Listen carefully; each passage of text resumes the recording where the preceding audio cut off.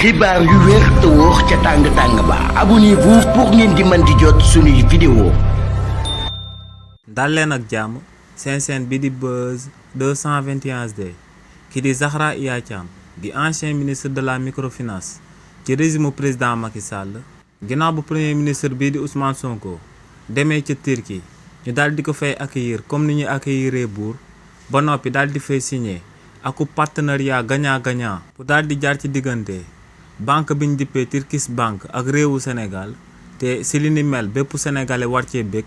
kii di Zahra Iyane Thiam moom daal dina ci am beneen gis-gis. si li ni mel kii di Zahra Iyane Thiam ne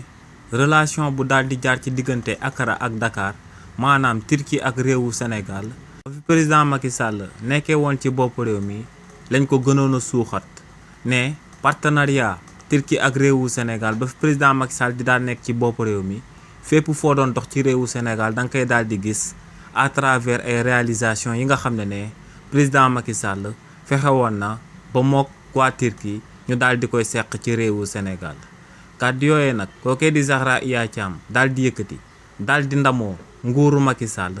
te actuellement mu daal di bàyyi parti bii di APR dem fekk ji Amadou Ba te ba muy amal li ni mel mu yëkkati woon ay ŋàññi jëmale ko ci président Macky Sall ci wàllu boppam waxoon que ne président Macky Sall ci wàllu boppam dafa jiitaloon Amadou Ba noppi di ko doon faqastal ci élection présidentielle 2024 yi ñu génn bu kookee di Zahra Iyane Thiam delluwaatee di tagg président Macky Sall ndax akub réalisation boo xam ne premier ministre bii di Ousmane Sonko daal dina koy amal képp ku ci amal akub ñàngat dina gis que ne xolu iñaan moom moo jàpp kookee di Zahra Iyane Thiam te jalousie jëmale ko ci taxawaay bi nga xam ne moom la premier ministre bii di Ousmane Sonko di amal par rapport ak yeneen réew yi boo moytut moom ak ñu mel ni moom dina leen daal di rey. xibaar yu wér te wóor ca tàng-tàng ba abonnez-vous pour ngeen di mën di jot suñuy vidéo.